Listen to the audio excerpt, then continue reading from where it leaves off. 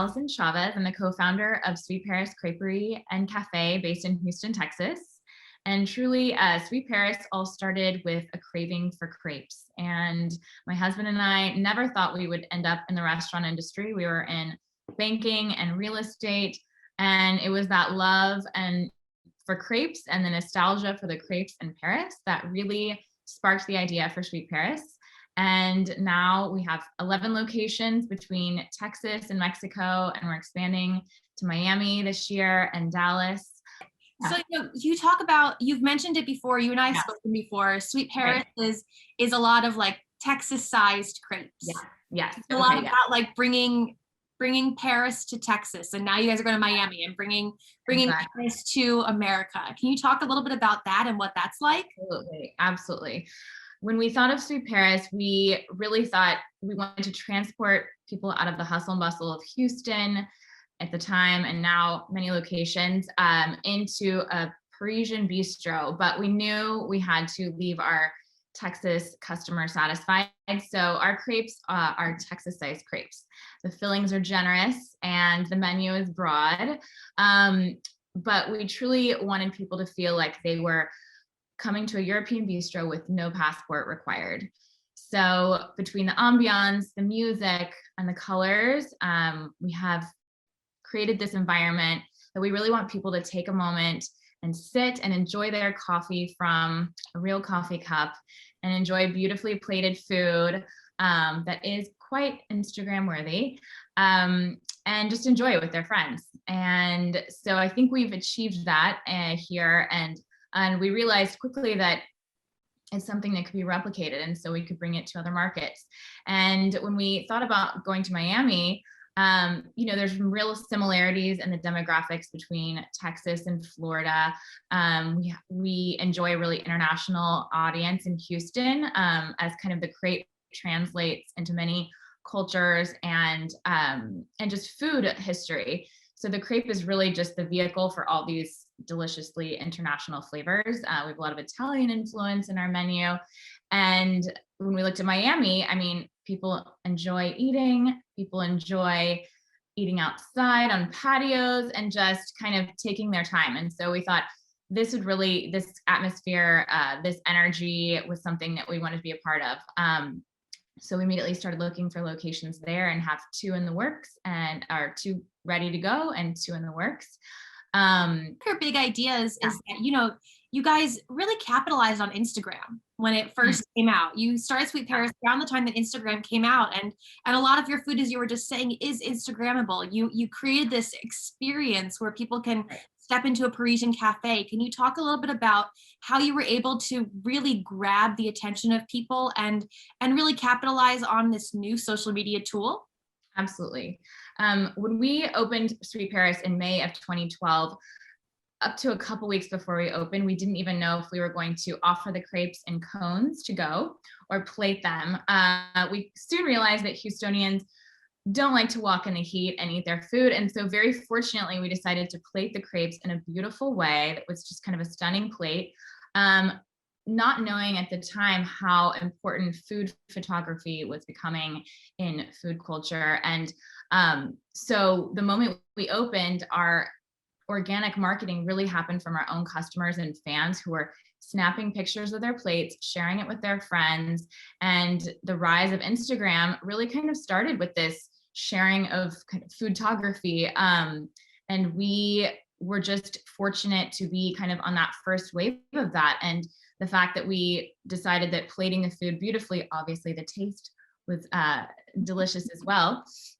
But that decision kind of really sparked the organic, natural marketing growth that we were able to achieve, and the word of mouth spreading quicker than we ever could have imagined, to the point where we had to remodel our kitchen within the first 6 months because we had envisioned kind of a slow creperie where people were just making them calmly, and everyone was enjoying and sitting in line, but the line was out the door, down the sidewalk, and we had to make those crepes in under 4 minutes. So we were just so lucky that kind of the rise of that trend and social media really kind of convalesced with our opening.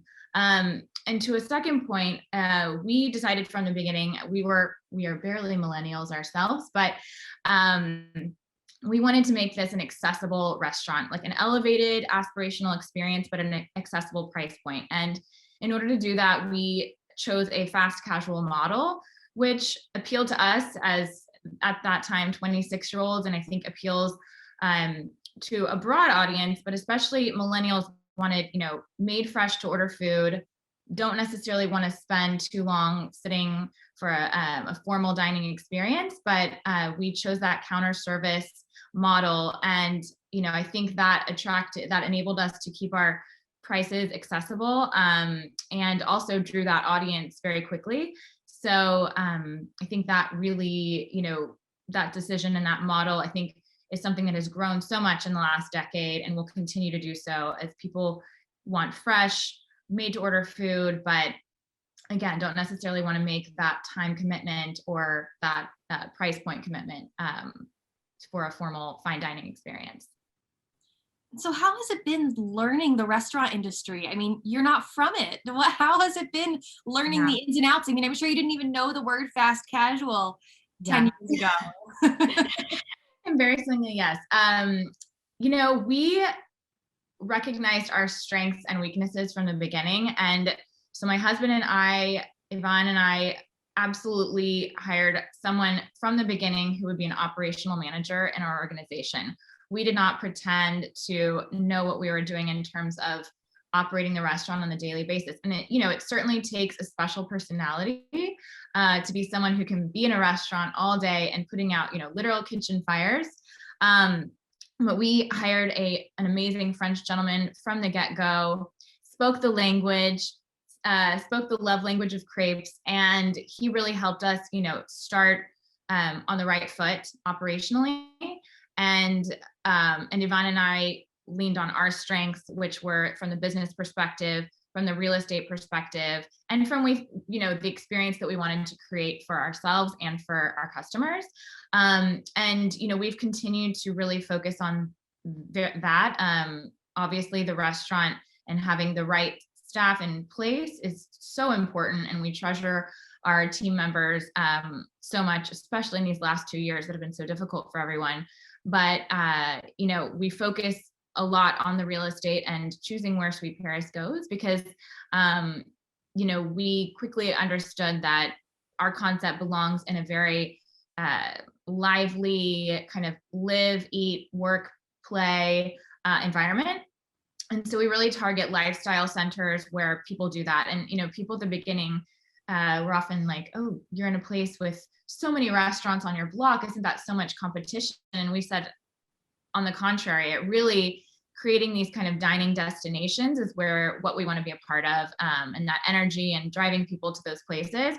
So that is where we spend a lot of our time as well. But certainly, learning the restaurant industry kind of on the fly, there's a lot to it and it's constantly changing. So I think, that keeps it exciting and at times frustrating. But, once we had our second store, just kind of understanding how much kitchen space and the exact layout to the inch and every single container needed in order for our crepe crafters to not have to move more than 1 foot in either direction. All those kind of procedures were things that we learned as we went. And finally, we were able to solidify probably by our second location. So it's all learning on the go. But yes. It was fun to kind of learn all of that stuff. So, I mean, definitely. What are some of the biggest things you've learned? What are some of the lessons you've learned from the restaurant industry over the past 10 years? I think the biggest lesson we've learned is just evolution, to constantly evolve. No one can be so proud as to think that their concept can just, be put in a box and just continue to live that way forever. So, we continue to introduce new menu items, new drink items, seasonal crepes. And, we asked our own customers to help give us feedback for all of those things. So I think evolving your concept is super important and being very nimble in that way, but also at the same time, staying true to your brand. So that's something that we've really focused on maintaining a very strong brand image. And so that anyone who goes into a Sweet Paris, whether it's in College Station, Houston, Miami, Mexico, they immediately are transported to that same feeling and environment. And, they get the same experience and are transported from wherever they're coming from. So the brand image needs to stay strong. Not that it doesn't evolve, but that it's, something that you really protect, and then evolving the menu, evolving your best practices, but yeah, keeping an open mind and being nimble in that way. Truly, the pandemic obviously taught us all many lessons when we all had to close our restaurants for some period of time. And at that moment, you realize that your team members and your staff is just so critical and so crucial, and you want to take care of them however you can. And we were really fortunate in order to be able to keep our staff throughout the entire period. And it's a two-way street. I mean, they're thankful to us, we're so thankful to them, but keeping that core team was very important, and a very unsettling and confusing time for everyone in the restaurant business. So those are kind of my big takeaways. Think about what you learned. What are kind of the things that you're hoping for moving forward? I mean, we're all moving forward now. We have to. We can't look backwards anymore. We have to move forward. What are some of the things that you're looking forward to, or that you're hoping for the industry moving forward? I mean, we are so excited about expansion ourselves as an organization, moving ourselves beyond kind of the Texas-Mexico border, stretching to the East Coast, hopefully the West Coast sometime soon. But I think for the industry as a whole, I do really believe that this fast casual, and sometimes we call ourselves fine casual, is going to just continue to grow exponentially.